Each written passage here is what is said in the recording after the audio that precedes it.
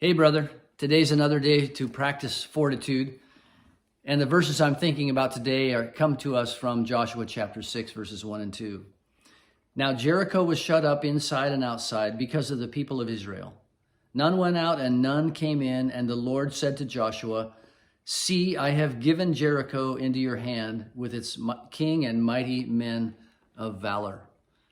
It's appropriate that this is coming to you on a Monday because often on a Monday you need to practice the word of the day, which is the word see.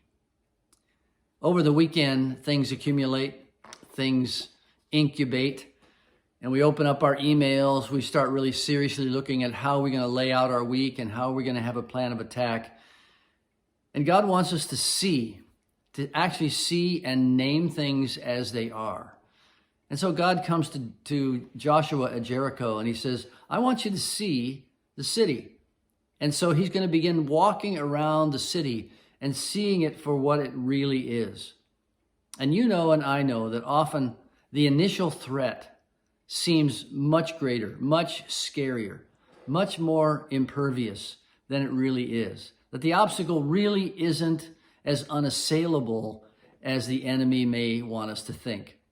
So when you think about your week and the specific issues that you're facing, take a look at them, watch them, walk around them, back off and assess them, name them for what they really are. And even in our culture, there are huge things coming at us like racial politics and the new atheism. There's all kinds of things about sexual identity and abortion coming at us. And many times they come with very slick ads and very loud voices. But if we really see them for what they are, we can see that there's a lot more bluster than there is substance in these threats.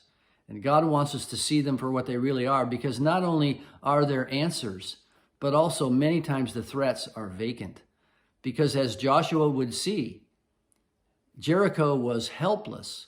There was no one inside Jericho that wanted really to do battle with him. But there's a second way that we needed to see, and the way that Joshua needed to see, and that was through the eyes of faith. Because God said to him, see, I have already given you Jericho. It's as if it had already taken place.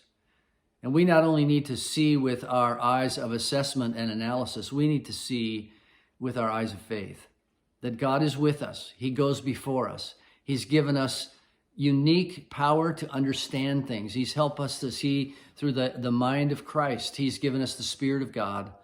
And he's given us giftings and brothers who help us see things as they really are. So today, see things as God wants you to see them through the eyes of faith, and walk forward in courage and fortitude into the day which God made before the foundations of the world. And now he has put you in this day to be his man with fortitude. So today, see with God's eyes, with eyes of faith, and see with eyes of truth, and God will walk with you into fortitude today.